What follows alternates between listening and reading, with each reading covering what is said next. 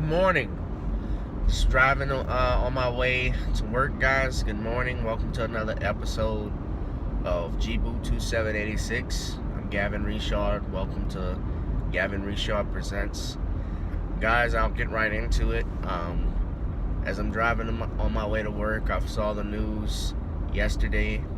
If you follow Google, then you should know, or Facebook, you should know that Facebook and Instagram banned the Honorable Minister Louis Farrakhan. Now, they didn't just ban Minister Farrakhan, they banned Alex Jones and Milo Yiannopoulos, I believe that's his name, as well. Now, the truth be told, I don't follow Alex Jones or Milo. I haven't listened to Alex Jones in years, so I think a lot of people even stopped his base. A lot of people stopped following him, especially after that disastrous interview he did on NBC with, was it Megyn Kelly, I believe, over the Sandy Hook shooting. A lot of people stopped listening to him and are actually upset that Megyn Kelly did that interview.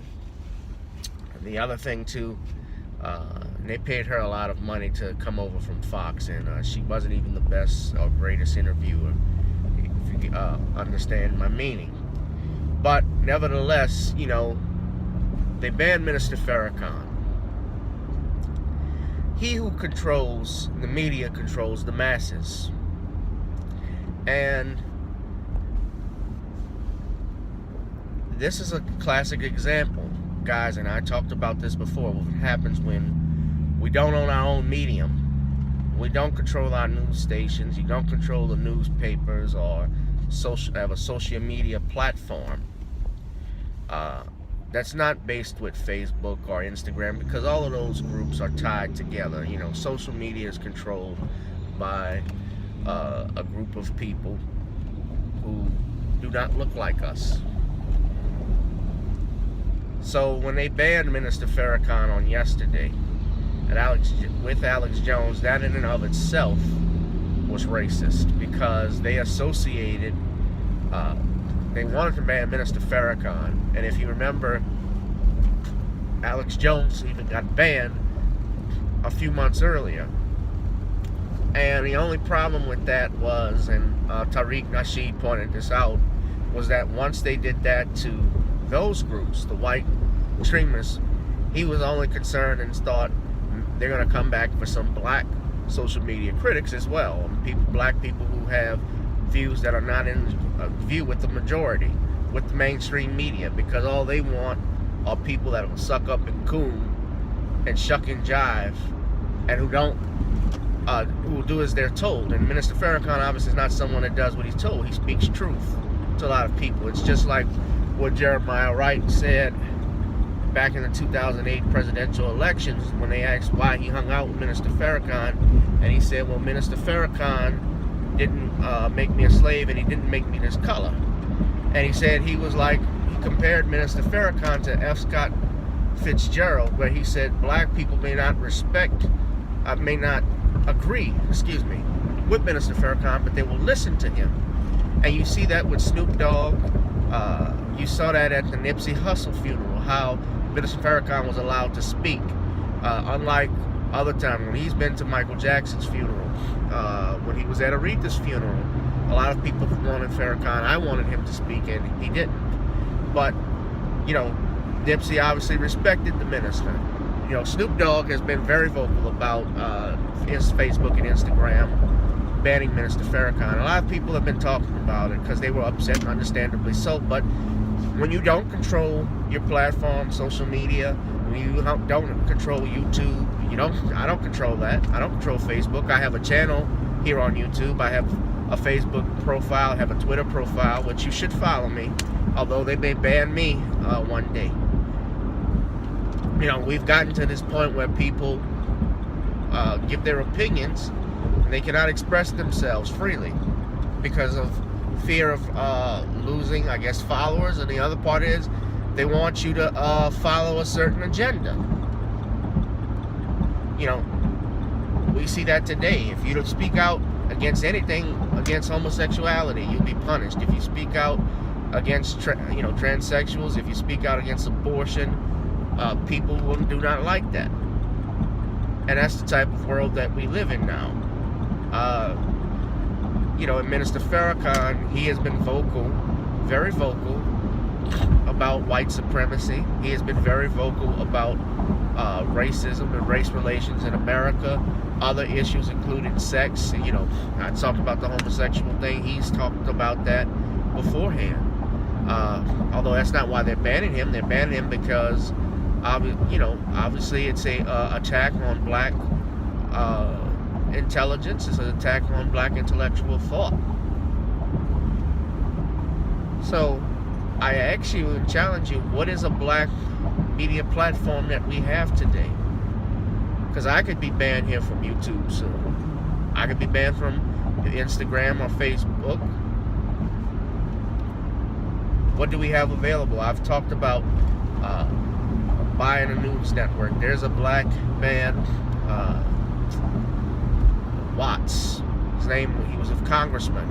J.C. Watts, I believe that's his name. Now, he was a Republican, but I believe he has created a all-black news platform out in Florida and he set up an internship.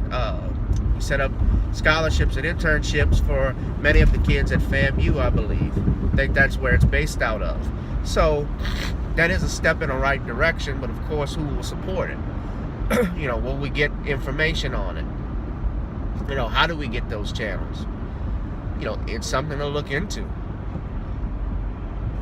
Of course, we support quality as well. We can't just support, being black and that's the end of it. You wouldn't go to a black funeral parlor and then expect to find debris on the outside or coffins thrown outside. You wouldn't want to put your loved one, and obviously someone who doesn't who doesn't know how to make a first impression, or who's not clean about his practices and not serious about it. You can't expect to be a millionaire and put in 50-cent work. So I'm asking you guys, let's come up with a media platform, because it's gotten clear now the First Amendment doesn't apply to black people. Second Amendment doesn't apply to black people, although, I'm a constitutionalist myself, being an attorney. The other thing, too, this past week, the cop who shot the yoga instructor, a black man in Minnesota, he got convicted. He's a Muslim. Back in the blue. Remember when all of these police shootings that you saw and people were saying stand behind the badge, police work is a dangerous job? Well, they didn't stand behind this guy. He got convicted. And this is the same Minnesota where Philando Castile was shot by a cop who was unarmed, and yet there was no sympathy for him. There was no conviction against this officer for shooting at Philando when he was not going for his gun. And it was clear on the videotape. He who controls the media controls the masses, guys. So, is there a social media platform for black people? Is there a 24/7 news work that we can create so we can have our own CNNs? Because CNN basically is garbage now. Everything is pro-Democrat. It leans more to the left every day, just like Fox leans to the right. It's no different. They're two wings to the same bird. But I'm not surprised about the ban on Minister Farrakhan. Maybe it's time we ban Facebook ourselves. Maybe it's time I stop being on Instagram. Although it's a double-edged sword. This is where I get my followers. I have friends. Sometimes I've made business contacts. So it's not. It is a bit of a double-edged sword. But I respect, Minister Farrakhan, and you see how Snoop Dogg came to his defense and called out both social media platforms, Instagram and Facebook, about banning him. And the fact that what made it racist to me was that they tied Minister Farrakhan with Alex Jones and with Milo, guys who have said some extreme things. Now, I know Minister Farrakhan in the past has been accused of saying things that are extreme. You know, people have tied him with things he said about Jews. I remember when Minister Farrakhan just last year, when Aretha Franklin died, and he was at the funeral, and a news article was more about a news article was actually entitled "Anti-Semite Minister Louis Farrakhan attends Aretha Franklin's funeral," or "Bill Clinton attends Aretha Franklin's funeral with anti-Semite Minister Farrakhan." That was actually a headline. That actually made the news like that. So I'm not surprised when these devils do things like that. I'm not surprised when these guys put articles like that, and you shouldn't either. This is the time to create a channel. This is the time to create a not a channel, but a platform. To create a network. Not even a platform, a network. Let's go big, let's think bigger, and let's dream bigger. 2019 is still rolling, and it's moving fast. There's still time to put it together, see how we can create these things. So that's all I have to say on the subject. There's a lot more to come. Let me pay attention to this road, guys. Peace.